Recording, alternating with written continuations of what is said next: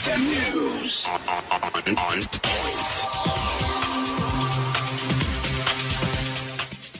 News on XFM. I'm Chris Tim.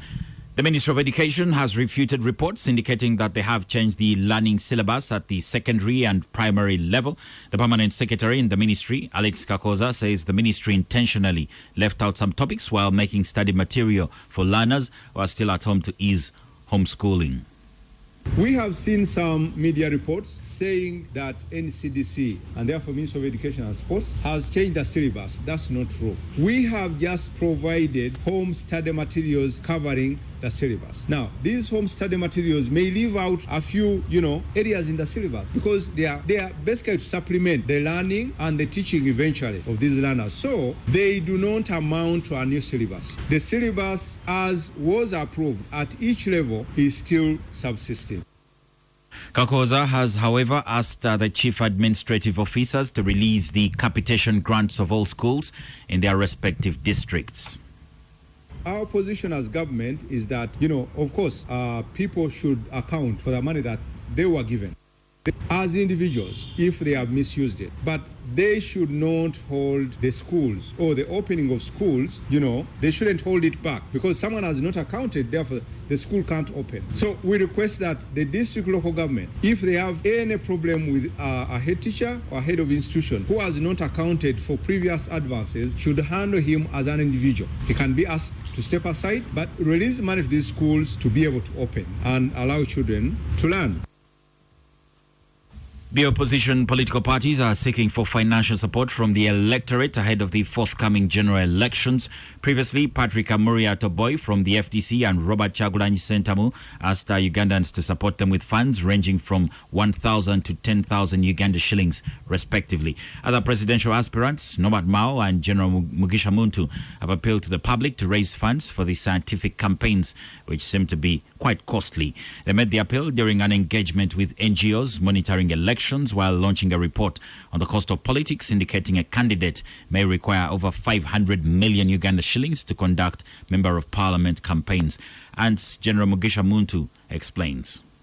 So we will have to depend on Ugandans who want change and can invest into it. Money which doesn't make them feel burdened. But if someone is getting money, maybe 400,000, 500,000, 1 million, 2 million, 3 million, whatever they can afford to give 10,000. If you get 200,000 Ugandans supporting ANT and they give 10,000, that's 2 billion. 2 billion in a disciplined party like we are can really do a lot. The Kampala District Woman MP candidate Aisha Nabasirie Jita has appealed to the Electoral Commission and KCCA to sensitize the candidates in Kampala on where to put their campaign posters before holding them accountable for disobedience. Nabasirie says the guidelines, which were issued recently by the Minister for Kampala, were not only late but also unfair because there are aspirants whose posters are seen in places said to be prohibited by the guidelines. In an interview with XFM, Nabasirie explains that the guidelines are not clear to the candidates.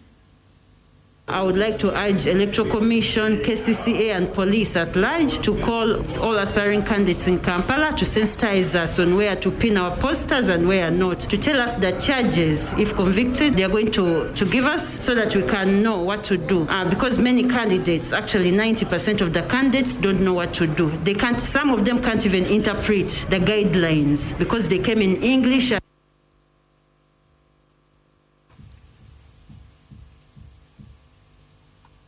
Now in Africa news, Tanzania's main opposition leader says there has been shameless widespread vote rigging in Wednesday's elections. But the National Electoral Commission says the accusations are unfounded.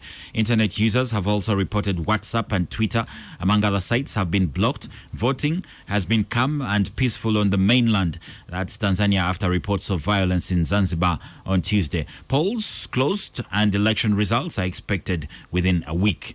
President John Pombe Magufuli, whose Chama cha Mapinduzi, also referred to as CCM party, has governed Tanzania for decades, and they are seeking a second term in office. That's for Team John Magufuli. His main challenger is expected to be Tundi Lisu, who survived an assassination attempt 3 years ago. He returned from Belgium in July, where he had undergone rounds of treatment for gunshot wounds. 15 candidates are running for president, including the former foreign minister Bernard Membe, an ex-colleague turned critic of Mr. Magufuli, who defected from the ruling party.